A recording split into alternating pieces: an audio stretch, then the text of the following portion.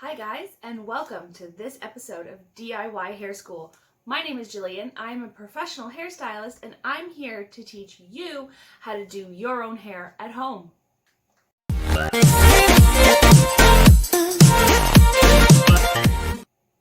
In today's video, we are going to be talking all about dyeing your hair a darker color. When I say dyeing your hair a darker color, I mean taking your natural hair or your slightly lighter shade of dark hair and going a darker shade than it is. We are not going to be covering taking your really blonde hair that is bleached blonde and dyeing that darker today. That is a whole different process, and there's so many other things to take into consideration when you're dyeing pre-lightened hair dark, so that will be in the next video. But for today's purposes, we are going to be talking about dyeing your dark hair darker or your natural blonde hair darker, anything like that, but not pre-lightened, bleached, or highlighted hair darker. Not today. Next video. So subscribe so that you get the notification for that next video and you can see what that's all about. So as always, when you're dyeing your hair at home, it's always best not to try and make too dramatic of a change. The more dramatic of a change that you try to make to your hair, the more complex the process is going to get, and the more likely it is that you're going to screw up and end up with undesirable results. So try to stick to something that's only 2 to 3 shades darker than your hair and just a little bit more vibrant, nothing too crazy, and you're going to set yourself up for success. When deciding what shade of dark color to choose, first decide on what level you want to be. If you've watched some of my previous videos, you already know what level means. Level is the amount of darkness or lightness that the hair is. Level 1 is a black and level 10 is a platinum blonde like me. So you need to decide on the level. So say you decide on a level 5. Okay, so you want your hair to be a level 5 darkness. You can look at natural level hair swatches on Google, or you can even just go to the store and look at them on the shelf in the store. You want to look for the ones that are an N or a .0. Every different brand is going to indicate their natural levels differently, but that is going to be just the most neutral version of that color, and you can pick out the darkness. So that number 3, 4, 5, 6, that is the darkness, that is the level. So first pick out the level. Once you've picked out your level, you can then pick out your tone. If you want to go with a copper tone, a warm tone, a golden tone, an ash tone, it doesn't matter. First pick out the level and then pick out the tone. A tip, something always to remember, is that ashier tones are always going to look darker and the warmer tones are always going to look lighter.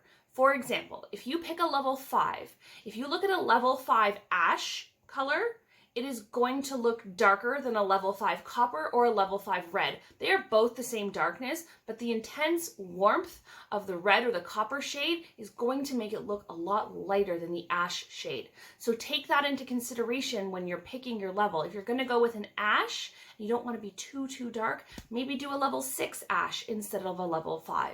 And if you are wanting to do a really vibrant color, but you want a lot of depth, instead of picking a level 5 red, maybe pick a level 4 red. So just something to keep in mind. For max vibrancy, if you are going for a vibrant color, you want to use a permanent hair dye. Keep in mind that colors won't come out exceptionally vibrant when you're just using dye alone. Colors will always be their most vibrant if you were pre-lightening the hair and then dyeing them with a demi-permanent after. But if you do just want to go in with this permanent color, you can get some vibrancy, approximately 2 to 3 levels of lift out of that permanent hair dye. And so as long as you're not going too dramatic of a change, then you should still be able to get a pretty decently vibrant color out of a permanent hair dye alone. If you have gray hairs, always use permanent dye.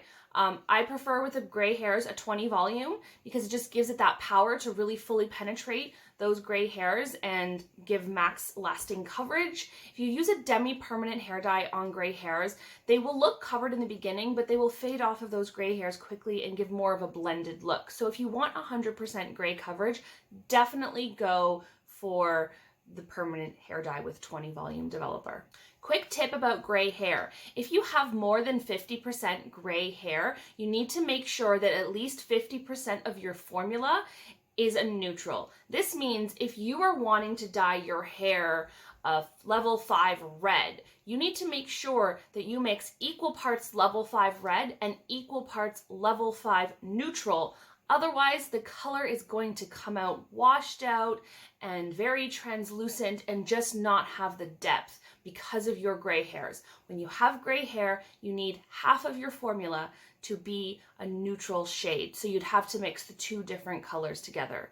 Some brands do sell pre-blended colors, but if you're not sure, the safest thing to do is to mix in a neutral shade to make sure that your grays are all fully covered and the color comes out in its truest form.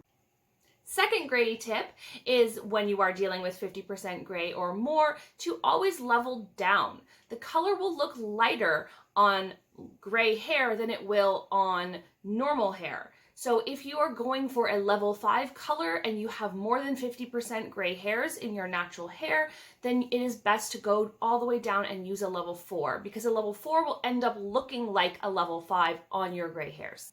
So once you've got all that figured out, decide if you're going to use a permanent dye or a demi-permanent dye. If you decide to go with a permanent dye, I always suggest going with the darkest shade that you're comfortable with because they tend to be a little bit more transparent and vibrant and reflective, so they can appear a bit lighter. If you're going with a demi-permanent hair dye, I always suggest going a tad bit lighter, maybe half a level lighter than what you really want it to be, because most demi-permanent hair dyes are progressive and darken the longer they're on your hair. So when you're doing it yourself at home, it can be hard to gauge how dark that demi-permanent has gone, and going a little lighter gives you a little buffer so that your hair doesn't end up way darker than you intended it to be. When you get ready, you've got all your tools out, you've got your brush, your bowl, you've got some gloves on, all your dye has been weighed and mixed at the proper ratios, you've got a brush that has the little pointy end on it, you're going to get ready to go. If you're dyeing hair that is completely virgin and has no hair dye in it, you're going to start with your roots. You're going to take nice thin sections. I'm using a tail comb to show you, but you would use the end of your brush. You want to take nice thin sections that you can easily see through. You don't want to take thick sections. You don't want to take big chunks of hair because all that hair in the middle might not get dye on it. So you want to make sure that you're taking nice, thin sections of hair, so thin that when you hold it up in the light, you can see through that hair, no problem. If you're applying on your roots and you have that virgin hair, just slap it on and do the next section, slap it on. I always take the color, I apply it down the top side, I section it out, I flip it over and I apply more color on the underside, and then I repeat, apply color, take a section, flip it over, and apply color on the underside. Make sure you apply lots of pressure with that brush, really push it into your head so that you're really saturating every hair strand and you're getting all of that color right through to all of the strands of hair in those sections. Once you've gone all the way through both sides and the back of your head, then you're going to go ahead and work your way down the mids and the ends of your hair. It's always best to do this with a wide tooth comb. So when you take your section, you can hold your hand under the color, and this is why it's important to make sure you have gloves on and apply the color right over your hand, and just bring your hand down, down, down, and then take your comb and brush through. Most colors are pretty conditioning and make it pretty easy for you to brush through your hair. Again, when you use bleach, do not brush through your hair, but we're talking about permanent or demi-permanent hair dye, so you can absolutely brush through to make sure that you're saturated all the way to your ends. Do this on your whole head, set your timer, and process for the full amount that the manufacturer recommends. If you're just doing a root touch-up and we're just working on your roots, your grays, your natural colors coming through, you don't have time to go to the salon, you're just going to touch up the roots, just the new hair. You don't want to bring that color down onto the old hair. If you overlap onto the old dyed hair, you're going to create what's called banding. Banding is when you overlap the new hair dye and the old hair dye, and it creates a darker shade, and you'll have bands of color going down your hair, and it's just not a very good look. If you're doing a root touch-up with permanent hair dye and your ends are looking quite faded and not like they were when they were fresh and you want to freshen them up, it's still best to just apply the permanent hair dye to the roots. Process for the full amount of time as per manufacturer's instructions, rinse it off, wash your hair, towel dry, and apply a demi-permanent hair dye in the same shade all over the rest of your hair, all of that previously dyed hair. That's going to refresh it, but because it uses a much lower level peroxide and that color will be ammonia free, it's not going to cause any further damage to your hair. There's no need to put another permanent hair dye over top of previously permanent hair dyed hair if you're just refreshing the color. You don't need that lift and deposit and all of that ammonia in the color. So just use a demi-permanent to refresh your ends that were previously dyed with permanent hair dye. A few more tips before we go.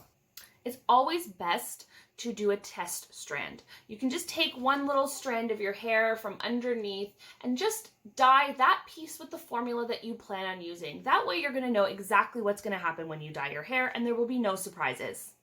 When I do a root touch-up, I typically use approximately 40 grams of color. This is for a color that is mixed at a 1-to-1 ratio with the developer. So 40 grams of color and 40 grams of developer. This is approximately 1.5 ounces of color. For reference, 1 tube of color is typically 2 ounces. So if you're doing your roots, you would probably only need 1 tube of color. If you're doing your whole head, you're going to need a lot more, anywhere from 3 to 4 ounces of color. So make sure that you have enough because 1 tube of hair dye is not going to dye your whole head from roots to ends. I can promise you that. If you have fine, thin hair, your hair dye is going to go a lot farther and you're going to need less. If you have coarse, dry hair, your hair is going to soak up that hair dye. It's going to soak up a ton and you're going to go through a lot more hair dye. So if you have really coarse, dry hair, you're going to want to be prepared with lots of dye because it's going to take a lot of dye to fully dye your hair.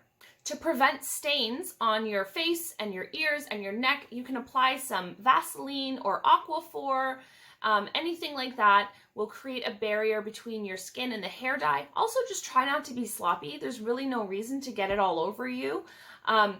Just be careful when you apply a barrier product that you don't get it on your baby hairs. If you get that Vaseline or Aquaphor on your baby hairs, those hairs probably might not get dyed, and then you'll be left with little patches that aren't dyed around your face. If you do get stains on your skin, don't worry. It's just the surface of your skin. For the most part, those stains wash off within 24 hours. If you have somewhere to go and you really need them off quickly, rubbing alcohol works super, super well at getting those stains off, especially if they are really fresh. So the best time to start to wipe off your stains is before they become stains at all. If you've got a whole bunch of hair dye all over your face when you're done, start wiping it off. Wipe it off first with a clean towel and then go over the area with rubbing alcohol before it even starts to oxidize and get dark. And then as you notice those stains continuing to develop, if they still are, you can keep wiping them. And that's going to be the most efficient way to remove any stains that you have during dyeing your hair. So that's it today for dyeing your hair dark, guys. Thank you so much for being with me today on this episode of DIY Hair School. Like and subscribe and click that notification button because I have a lot more great videos coming up, including how to dye your hair dark from being blonde. So how do you go to a darker shade of blonde? How do you go to brown? How do you dye your hair a nice vibrant red? All of that will be in my upcoming video.